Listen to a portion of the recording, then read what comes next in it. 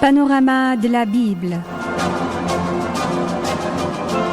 Cette émission parcourt les 66 livres de la Bible, de la Genèse à l'Apocalypse, selon l'ordre chronologique de l'histoire. Elle explique la parole de Dieu de manière simple et claire, non seulement aux nouveaux chrétiens, mais aussi aux fidèles de longue date et à tous ceux qui désirent connaître la Bible. Du Jardin d'Éden au mont Sinaï, du mont Sion au mont Calvaire, jusqu'aux nouveaux cieux et à la nouvelle terre, où coule le fleuve de vie. Nous vous invitons à participer à ce grand voyage de foi. Les guides de ce voyage sont le pasteur Sandine Lee et la missionnaire Unzipa.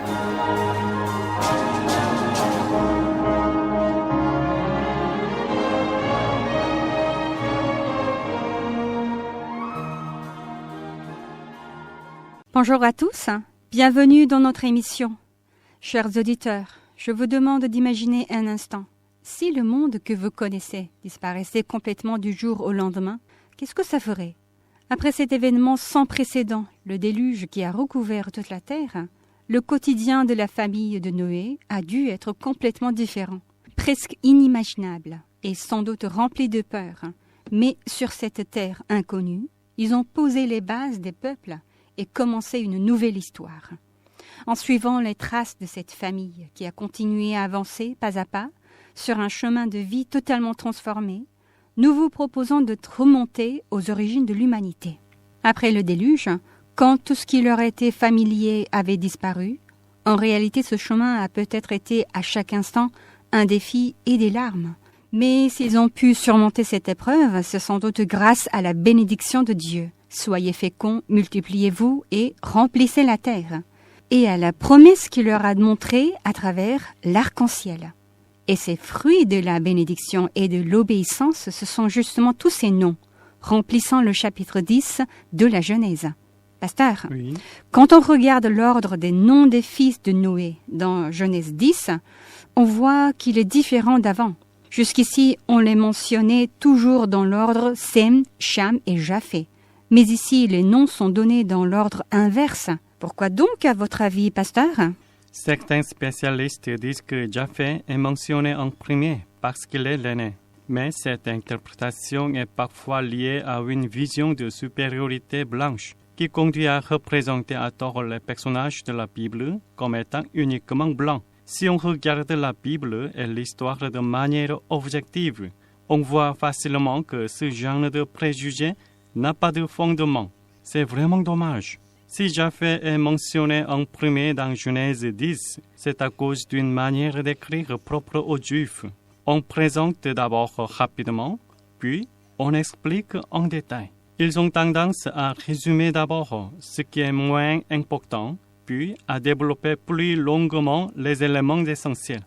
En fait, l'ordre des fils de Noé est bien Sem, Cham et Japheth. Les descendants de Japheth et de Cham sont présentés brièvement, alors que la généalogie de Sem, avec son histoire, commence à partir de Genèse 10, verset 21, et elle devient une ligne centrale qui traverse toute la Bible jusqu'à l'Apocalypse. On voit la même structure dans 1 Chronique chapitre 1. Les descendants de Japheth et de Cham sont seulement listés par leur nom, mais ceux de Sem, avec leur histoire, continue jusqu'à la fin des chroniques. Dans la Bible, les descendants de Sem forment une seule ligne. Ils commencent avec Abraham, puis Isaac, Jacob, Joseph, David et arrivent finalement jusqu'à Jésus-Christ. La Bible prend ces personnages centraux comme point de référence et elle raconte aussi de manière riche les histoires des personnes autour d'eux. Ainsi, elle nous montre le grand plan de rédemption de Dieu et sa grâce. En vous écoutant, pasteur, je me rends compte à nouveau que parmi les descendants de Noé, l'histoire de Sem occupe une grande place dans toute la Bible. La Bible développe surtout son histoire autour des descendants de Sem, mais en fait, l'histoire du monde en dehors de la Bible se déploie en grande partie avec les descendants de Japheth, n'est-ce pas? Grâce à vous, j'ai l'impression d'avoir une vision plus large de la Bible. Comme vous le savez, cette émission est un temps pour étudier la Bible en profondeur dans l'ordre chronologique. Nous allons suivre le fil de l'histoire depuis la Genèse, en réorganisant les événements pour mieux comprendre leur sens. À partir de maintenant, nous allons voir Abraham, descendant de Sem, ainsi que ses descendants. Dans l'Ancien Testament, nous prendrons comme grand fil conducteur le peuple d'Israël jusqu'à son retour de l'exil à Babylone et la reconstruction du temple. Et avant de terminer l'Ancien Testament, nous allons aussi regarder l'histoire des descendants de Japheth. En effet, il y a beaucoup d'événements importants liés à ces descendants dans l'histoire en dehors de la Bible. Aujourd'hui encore, les descendants de Japheth ont une grande influence dans différents domaines du monde. Comprendre leur histoire est donc essentiel pour bien saisir le contexte de l'histoire. Étudier leurs traces sera une clé très importante pour comprendre la Bible et l'histoire de manière globale. Beaucoup de personnes pensent que la Bible est seulement un simple livre religieux, mais en fait, la Bible et l'histoire sont étroitement liées. On ne peut pas les séparer. En effet, les événements de la Bible ne se sont pas passés dans le vide, mais dans un temps et un lieu réel de l'histoire. Donc, pour bien et correctement comprendre la Bible, il faut absolument connaître l'histoire. Si vous voulez voir la Bible de manière plus profonde et plus claire, il faut la lire avec les lunettes de l'histoire. Quand on connaît l'histoire, les versets de la Bible, qui semblaient seulement des mots écrits, commencent à prendre vie. Quand on regarde en détail les noms des descendants de Noé dans la Bible, on découvre quelque chose de surprenant. Étonnamment, il y a de très nombreux cas où ces noms sont devenus des noms d'anciens peuples, de royaumes ou de régions. Alors, pasteur, est-ce que les descendants de Noé seraient vraiment les ancêtres de ces pays et de ces peuples que nous avons appris dans les livres d'histoire? Oui, c'est vrai. Après le déluge, Sem, Cham et Japheth ont habité près du mont Ararat, là où l'arche s'est arrêtée. Au début, ils vivaient dans les terres où l'eau s'était retirée. Mais avec le temps, leurs descendants ont augmenté et cette terre est devenue trop petite pour cultiver et habiter. Avec le temps, l'eau s'est encore retirée et les terres habitables sont devenues de plus en plus grandes. C'est alors que les hommes ont commencé à se déplacer. Surtout, le déplacement des hommes était en ordre de Dieu. Soyez féconds, multipliez-vous et remplissez la terre. Cette parole était à la fois une bénédiction et un ordre donné par Dieu. En voulant obéir à cet ordre, eux aussi ont commencé à aller vers des terres vastes. Mais certains ont désobéi à cet ordre et ont dit « Rassemblons-nous ».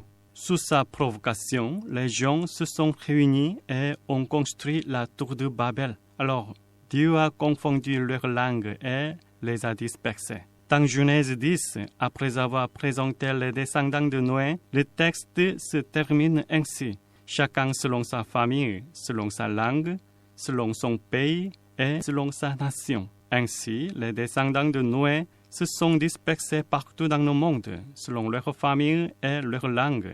Ils ont donné les noms de leurs ancêtres aux nouvelles terres où ils se sont installés. Les noms de lieux qui sont apparus là où ils ont habité sont comme des repères précieux qui nous montrent les routes de migration et l'histoire de l'humanité. Maintenant, nous allons voir plus concrètement le lien entre les noms des descendants de Noé et les noms de pays ou de lieux. Commençons d'abord par les descendants de Japheth. Je vous invite à lire Genèse chapitre 10, versets 1 à 5. Voici la postérité des fils de Noé, Sem, Cham et Japheth. Il leur naquit des fils après le déluge. Les fils de Japheth furent Gomer, Magog, Madaï, Javan, Tubal, Méchec et Tiras. Les fils de Gomer, Ashkenaz, Riphat et Togarma. Les fils de Javan, Elisha, Tarsis, Kittim et Dodanim. C'est par eux qu'ont été peuplées les îles des nations selon leurs terres, selon la langue de chacun, selon leur famille, selon leur nation. Gomer est l'ancêtre des peuples germaniques, gaulois, celtes et galates. Autrement dit, il est à l'origine des Allemands, des Néerlandais, des Français et des Anglais d'aujourd'hui. Les spécialistes de la Bible et de l'histoire pensent que les descendants de Gomer se sont d'abord installés autour de la mer Noire, c'est-à-dire dans le nord de la Turquie, en Géorgie, en Azerbaïdjan et dans le sud de l'Ukraine. Ensuite, ils ont progressivement migré vers le continent européen. Dans la Bible, en dehors de la Genèse et de 1 Chronique, il y a encore un autre passage qui parle de Gomer et de ses descendants. C'est Ézéchiel 38, 6. À partir de ce texte, on voit que les descendants de Togarma, fils de Gomer, vivaient dans les régions polaires du nord de l'Europe. Ensuite, Magog est l'ancêtre des Scythes, qui vivaient au nord de la mer Noire et en Asie centrale. Ils sont à l'origine des peuples d'Asie centrale, y compris la Russie et aussi en partie des Mongols. Il y a aussi des passages dans Ézéchiel et dans l'Apocalypse qui parlent des descendants de Magog. En regardant ces textes, on comprend qu'ils formeront une grande puissance à la fin des temps et qu'ils s'opposeront à Dieu. Madai s'est installé dans les hauts plateaux du nord-ouest de l'Iran actuel. Selon les écrits de la Bible et de l'histoire, ils se sont alliés à Babylone pour détruire la Syrie. Puis, ils ont quitté Babylone et se sont unis aux Perses pour renverser Babylone, qui était autrefois leur allié. Beaucoup d'historiens et d'ethnologues disent que les Kurdes qui vivent aujourd'hui à la frontière entre la Turquie, l'Iran et l'Irak sont les descendants directs de Madai. Javan, le quatrième fils de Japheth, est l'ancêtre des Grecs qui ont développé une grande civilisation dans le monde antique. La Bible présente ses fils Elisha, Tarsis, Kittim et Dodanim. Elisha s'est installé dans des îles ou des régions du littoral de la Méditerranée et ses descendants ont vécu en produisant des teintures et en faisant du commerce en utilisant les ressources de leur environnement. Tarsis, comme vous le savez bien, porte le même nom que la région où Jonas a essayé de fuir. Cela montre que ses descendants se sont installés dans le sud de l'Espagne. Kittim s'est installé sur l'île de Chypre et Dodanim sur l'île de Rhodes en Grèce. À travers cela, on voit que les descendants de Javan, contrairement à ceux de Gomer, Magog et Madai, se sont installés le long de la Méditerranée et sur les îles et ont développé une civilisation maritime. Et Alexandre le Grand, que vous connaissez bien, fait partie des descendants de Javan. Maintenant, je vous présente Tubal, le cinquième fils de Japheth. Tubal s'est installé dans la région orientale de la Turquie, près de la frontière avec la Russie. Pasteur, le nom de Tubal ressemble beaucoup à celui de Tubal-Caïn. Est-ce qu'il y a un lien entre les deux? Les noms sont semblables, donc on peut penser qu'il y a un lien. Mais quand on regarde la Bible de près, on voit qu'ils appartiennent à des généalogies complètement différentes. D'abord, Tubal-Caïn est un descendant de Caïn, mentionné dans Genèse 4. C'est donc une personne née avant le déluge. Dans Genèse 4, 22, il est présenté comme celui qui forge tous les instruments tranchants en bronze et en fer. Tubal, fils de Japheth, est une personne née après le déluge. Si les deux noms se ressemblent, c'est à cause du mot commun Tubal. Dans les langues anciennes, ce mot est lié au métal, au travail du métal et au fait de forger. Tubal-Caïn, descendant de Caïn, est le fondateur de la civilisation du métal. Dans Ézéchiel 27, on voit que les descendants de Tubal, fils de Japheth, faisaient du commerce d'objets en bronze. On comprend donc qu'eux aussi possédaient un grand savoir-faire dans le travail du métal. En conclusion, Tubal-Caïn et Tubal n'ont aucun lien de parenté. Tubal-Caïn est un descendant de Caïn, le premier fils d'Adam, tandis que Tubal est un descendant de Noé dans la lignée de Seth, le troisième fils d'Adam. Ils appartiennent donc à des généalogies totalement différentes. La réputation de Tubal-Caïn dans le travail du métal était très grande depuis longtemps. C'est pourquoi, après le déluge, Japheth a peut-être donné le nom Tubal à son fils, en souhaitant qu'il développe aussi cette technique et qu'il prospère. Ou bien, ce nom a peut-être été donné plus tard en voyant les caractéristiques du peuple issu de Tubal. Pasteur, historiquement, les Hittites, connus pour leur maîtrise du métal et du fer, ce seraient des descendants de Tubal? On ne peut pas dire directement non, mais Tubal n'est pas complètement sans lien avec les Hittites. D'abord, les Hittites sont liés à Cham, le deuxième fils de Noé. La Bible dit que Cham a eu Canaan et que Canaan a eu Sidon et Heth.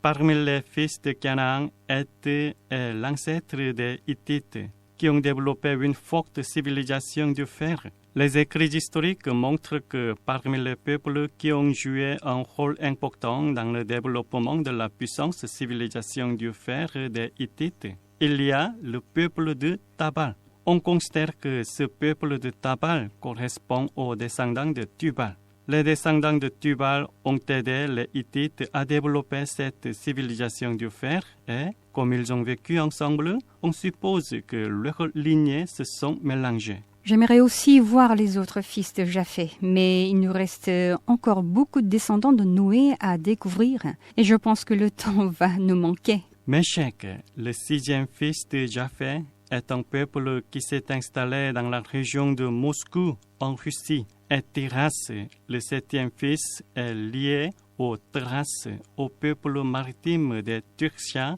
en Méditerranée. Les Thraces vivaient dans le nord de la Grèce actuelle, en Bulgarie et en Roumanie. Les Grecs anciens les décrivaient comme les guerriers très agressifs et courageux. Maintenant, nous allons voir les petits-fils de Noé. Parmi les fils de Gomer, fils de Noé, nous allons d'abord regarder Ashkenaz.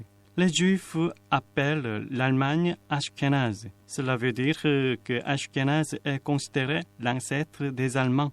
Les Allemands font partie des peuples germaniques et Ashkenaz est l'ancêtre de ces peuples. Plus tard, nous allons aussi voir l'histoire des Juifs en dehors de la Bible. À ce moment-là, nous rencontrerons un groupe appelé les Ashkenazim. Ce terme désigne des Juifs qui vivaient en Allemagne, en Pologne, en Russie et dans les régions d'Europe de l'Est.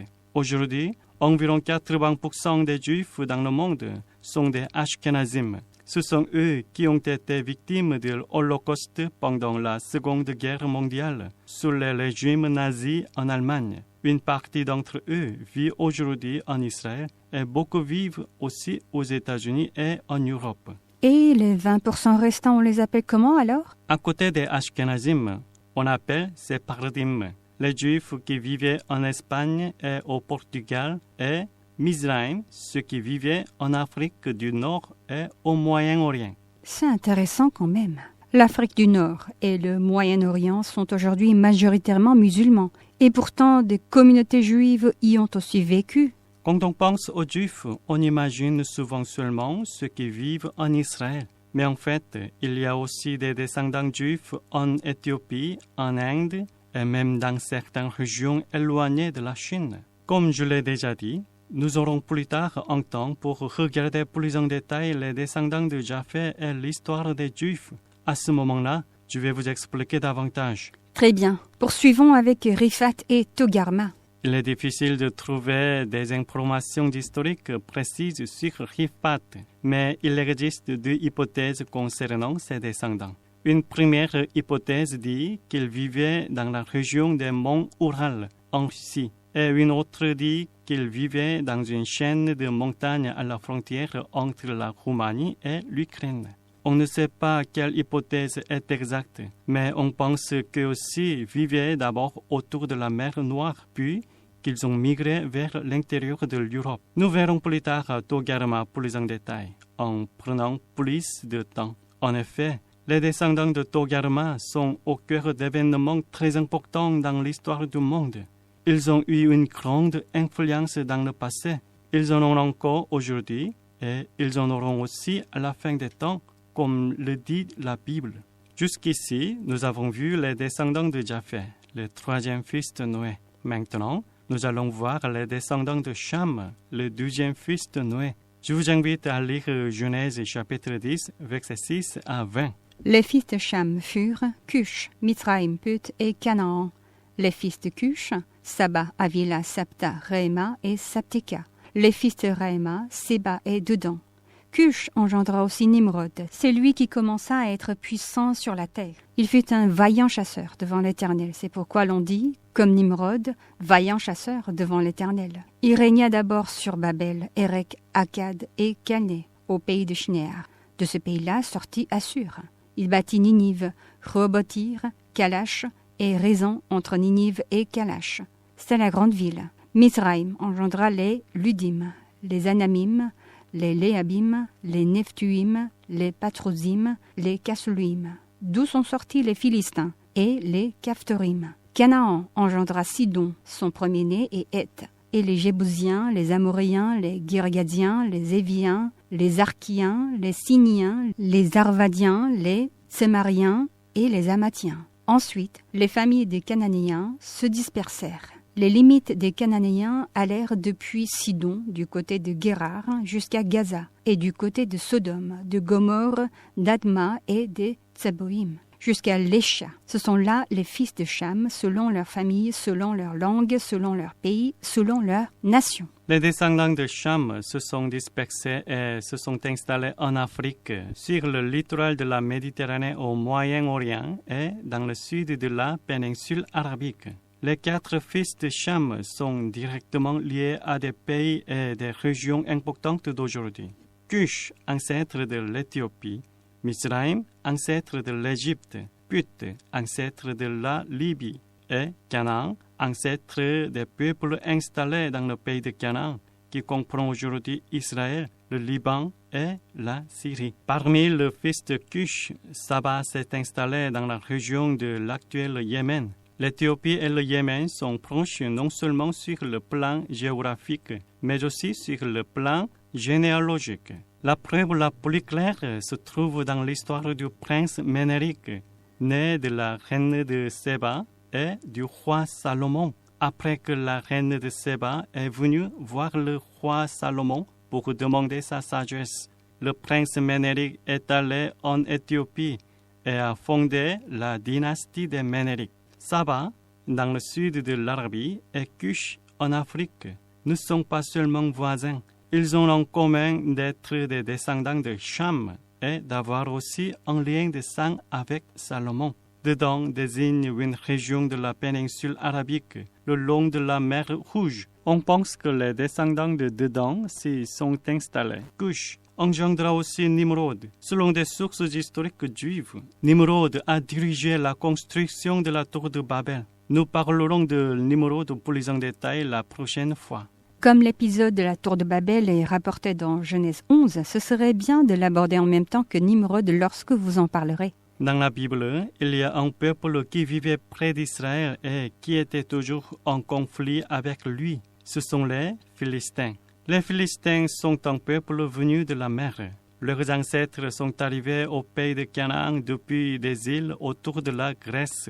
Donc, les ancêtres des Philistins viennent des descendants de Javan, fils de Japheth. Mais comme on vient de le lire, la Bible dit que les Philistins sont issus de Casluim, parmi les descendants de Cham. Alors, comment peut-on dire que leurs ancêtres viennent des descendants de Javan ? Certains auditeurs pourraient se demander si je ne crois pas à la Bible. Mais si on met ensemble le contenu de la Bible et les données de l'histoire, on peut comprendre facilement. Sur le plan de la lignée, il est vrai que les Philistins sont des descendants de Cham. Mais les Casluim, qui sont des descendants de Cham, sont partis dans le passé vers des îles comme la Crète et Chypre, qui étaient à l'origine des régions des descendants de Japheth. Ils ont vécu là pendant longtemps et il semble qu'ils se sont mélangés avec les descendants de Japheth sur le plan généalogique et culturel. Plus tard, ils sont revenus au pays de Canaan et ont formé le peuple appelé les Philistins. Le mot Philistin a le sens de migrer ou envahir. Ce peuple est arrivé au pays de Canaan vers le XIIe siècle avant Jésus-Christ et il a même fait la guerre contre l'Égypte, qui était alors un empire puissant. À travers la Bible, on voit que ce peuple était très puissant. Il possédait des armes en fer très efficaces. Goliath, bien connu, ainsi que ses frères, étaient des Philistins.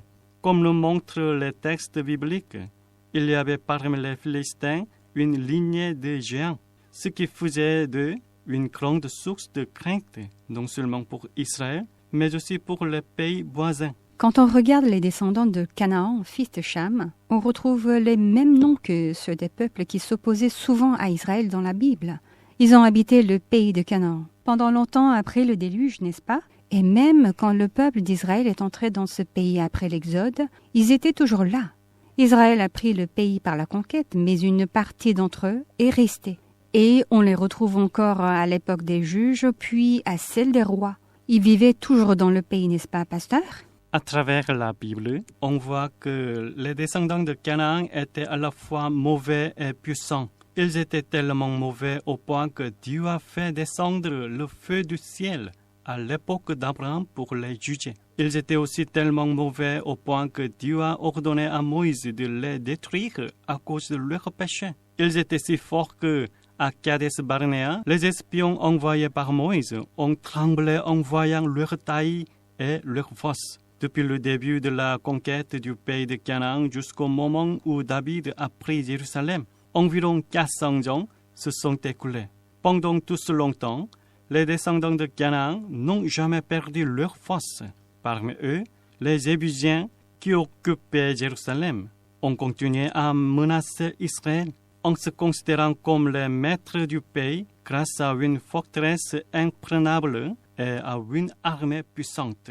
La Genèse est le livre qui révèle l'origine de toutes choses. Dieu, qui est à l'origine de toute l'histoire et qui en est le témoin, nous montre à travers ce livre avec précision comment les nations et les peuples ont pris naissance. Le fait que la généalogie et les migrations de l'humanité correspondent avec une telle précision aux écrits de la Bible prouve clairement que la Bible n'est pas une fiction inventée, mais une vérité immuable. Panorama de la Bible, nous vous retrouvons dans un nouvel épisode avec les descendants de Sem et l'histoire de la tour de Babel. Pasteur, Oui. merci. Merci.